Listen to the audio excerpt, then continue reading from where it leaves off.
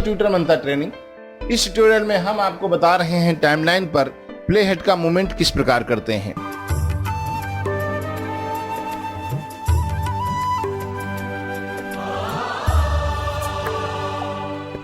जो time ruler का प्रयोग करते हैं, टाइम रूलर का प्रयोग इस प्रकार किया जाता है, आपको जिस लोकेशन पे जाना हो और आपने माउस को उस लोकेशन पे टाइम रूलर के ऊपर क्लिक करेंगे, आपका प्ले हेड ऑटोमेटिक उस लोकेशन पे पहुंच जाएगा। इस प्रकार क्लिक करके आप प्ले हेड को जिस स्थिति में चाहें वहां आप ले जा सकते हैं। दूसरा तरीका ये होता है कि आप इसको स्क्रैप करके ऐसे प्रीव्यू करते हुए, आप वीडियो को प्रीव्यू करते हुए भी प्ले हेड को आगे की ओर मूव कर सकते हैं या पीछे की ओर मूव कर सकते हैं। चाहे आपको प्रीवियस में जाना हो या फॉरवर्ड में जाना हो, आप ऐसे ड्रैग करते ऑडियो और वीडियो को फास्ट फॉरवर्ड में सुनते हुए आप प्ले हेड को मूव कर सकते हैं। चाहे आप यहाँ पकड़ लीजिए, ये आप यहाँ पकड़ करके भी आप इसको ड्रैग कर सकते हैं। इसके अलावा आपको प्ले हेड के मूवमेंट करने के लिए, और ये प्ले हेड मूवमेंट आपको 3 विंडो में मिलता है, आपको सोर्स मॉनिटर में, प्रोग्राम मॉनिटर में और यहाँ पर आपको सीक्वेंस पैनल में। प्रोग्राम मॉनिटर में इसको ड्रैग करते हैं रूलर में तो भी आपका ये सीक्वेंस में प्ले हेड मूव करता है आपके प्रोग्राम मॉनिटर के अनुसार। आप चाहें तो यहाँ पर भी इसको ड्रैग करके ले जा सकते हैं, या कहीं क्लिक करके भी प्ले हेड का मूवमेंट कर सकते हैं। जहाँ भी हो आप ऐसे अपनी आवश्यकता अनुसार कर सकते हैं। यहाँ तक कि आप प्रोजेक्ट पैनल में भी आप आइकन व्यू में आप यहाँ पर इस तरीके से मूवमेंट करके प्रीव्यू वीडियो को देख सकते हैं, या सेलेक्ट करके कहीं पर क्लिक करेंगे तो इस तरीके से आप इसको ले जा सकते हैं। चलो अब हम सीक्वेंस पैनल पे चलते हैं। सीक्वेंस पैनल पे और तरीके हैं जिनसे हम प्ले हेड को मूवमेंट दे सकते हैं। ये सारे तरीके आपको हर विंडो पे लागू होते हैं। प्ले हेड मूवमेंट के लिए हम लोग कीबोर्ड की एरो कीज का भी प्रयोग करते हैं। Up arrow and down arrow. Up arrow से करेंगे तो प्रीवियस एडिट पॉइंट पे आपका प्ले हेड मूव कर जाएगा, ये जिस तरीके से देख लीजिए। यदि आप डाउन एरो का प्रयोग करेंगे, नेक्स्ट एडिट पॉइंट पे आपका प्ले हेड मूव करेगा। और इसी प्रकार यदि आपको एक फ्रेम प्रीवियस में या एक फ्रेम फॉरवर्ड में ले जाना हो, तो आप यहाँ पे इसको लेफ्ट एरो प्रेस करेंगे तो आपका प्ले हेड एक फ्रेम प्रीवियस की ओर मूव करेगा, और राइट एरो प्रेस करेंगे तो आपका प्ले हेड एक फ्रेम आगे की ओर मूव करेगा।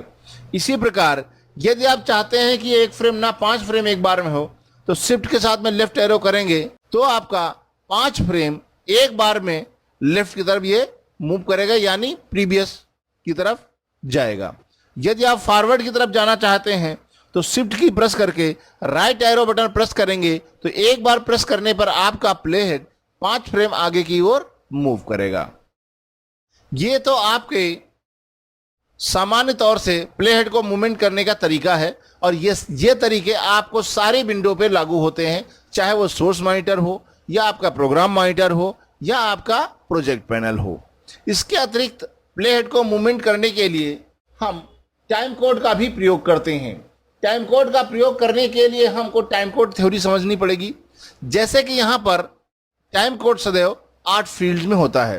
पहले 2 फील्ड यहाँ पर आपके होते हैं, घंटे के लिए, मिनट के लिए, सेकंड के लिए और फ्रेम के लिए।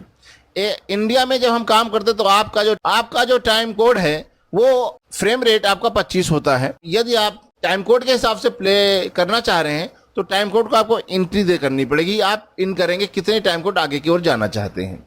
हम यहाँ पर प्लस कीज और माइनस कीज का प्रयोग करते हैं। जैसे यहाँ पर हमने प्लस 100 कर दिया, ये हमने जो प्लस 100 किया, इसका मतलब ये जो है आपका 1 सेकंड हो गया। यदि यहीं पर हम प्लस 1000 करेंगे तो ये 10 सेकंड हो जाएगा।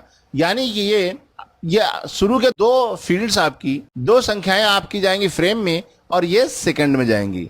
यदि आप 100 करेंगे तो आपकी 2 फील्ड जाएंगी फ्रेम में और 1 फील्ड जाएगी आपकी सेकंड में।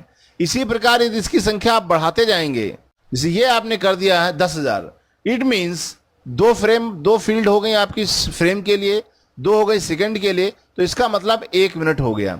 जैसे आप इतना प्रेस करेंगे तो आपका प्ले हेड ऑटोमेटिक 1 मिनट आगे की ओर मूव कर जाएगा। इसी प्रकार यदि आपको फॉरवर्ड मूव करना है तो प्लस के साथ में वो संख्या देनी होगी। जैसे हमने 500 दिया तो इट मीन्स 5 सेकंड आपका प्लेहेड आगे की ओर मूव कर जाएगा। यदि आप बैकवर्ड की तरफ मूव करना चाह रहे हैं तो आप माइनस के साथ 500 प्रेस करेंगे तो ये 5 सेकंड प्रीवियस की तरफ प्लेहेड मूव कर जाएगा। ये आपका हर विंडो में काम करता है, जैसे भी चाहें। इससे क्या होता है, एक एग्जैक्ट सिलेक्शन का लिए भी बहुत इंपॉर्टेंट होता है। जैसे हमको यहाँ पर एग्जैक्ट जो है ना 1 सेकंड सेलेक्ट करना है तो आप यहाँ पर इन लगाइए तो इन लग गया और प्लस 25 प्लस कर दीजिए तो आपका ये 25 फ्रेम आगे की ओर जाएगा, प्लेहेड रुक जाएगा। अब यहाँ आउट लगा लीजिए तो इसका इन आउट ऑटोमेटिक आपको यहाँ पे ये देखिए 1 सेकंड का सिलेक्शन हो गया है। इस प्रकार आपको कोई पर्टिकुलर ड्यूरेशन का कोई क्लिप लेना है, पर्टिकुलर ड्यूरेशन सिलेक्शन करना है तो आप यहाँ पर प्लेहेड को मूवमेंट करा करके आप कर सकते हैं। इसके अलावा टाइमलाइन पर आप क्लिप को मूव कराना चाहते हैं तो उसको सेलेक्ट करके भी प्लस माइनस का प्रयोग करके मूव करा सकते हैं। लेकिन इसका मूवमेंट में क्या होता है, यदि आपके आगे कोई क्लिप या पीछे कोई क्लिप है तो उसको ये ओवरलैप कर देता है। ये सबसे खास बात, इसलिए इसको ध्यान रखना पड़ेगा। यदि आप हमारा वीडियो एडिटिंग कोर्स की डीवीडी लेना चाहते हैं तो हमारी वेबसाइट पर विजिट कीजिए या हमारे इन नंबर्स पे कॉल करके किस प्रकार आपको प्रोडक्ट बाय करना है उसके बारे में जानकारी ले सकते हैं। यदि आपने अब तक हमारे चैनल को सब्सक्राइब नहीं किया है तो हमारे चैनल को सब्सक्राइब कीजिए और सब्सक्राइब बटन के पास में एक बेल आइकन है उसको क्लिक करना ना भूलें। यदि उसको क्लिक करेंगे तो हमारे द्वारा अपलोड किए गए वीडियो की नोटिफिकेशन आपको तुरंत मिल जाएगी।